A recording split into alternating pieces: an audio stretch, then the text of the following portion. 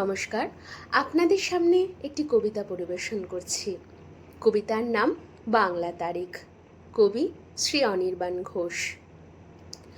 সারা বছর হুঁশ থাকে না, সারা বছর উপেক্ষিত, ক্যালেন্ডারের তারিখ হয়ে ঝুলতে থাকে অর্ধমৃত।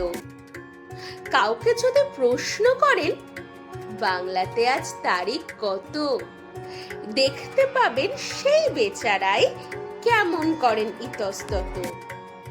হয়তো তিনি বলতে পারেন,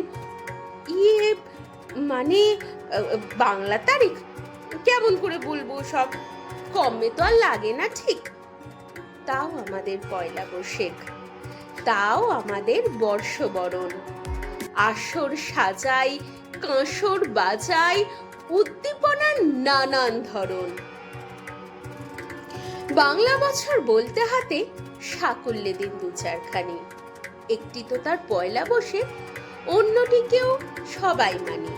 ঠিক ধরেছেন, কবিগুরুর জন্মতিথি বৈশাখ মাসে। আষাঢ় শ্রাবণ একটি দুটি, বাদ বাকিতে কি যায় আসে। হয়তো পুজো পার্বণে কিংবা বিয়ের তিথি খোঁজার বেলায় সবাই তখন পঞ্জি খোলে, সবাই বাংলা তারিখ মেলায়, ঠেকায় পড়ে দু একদিনই।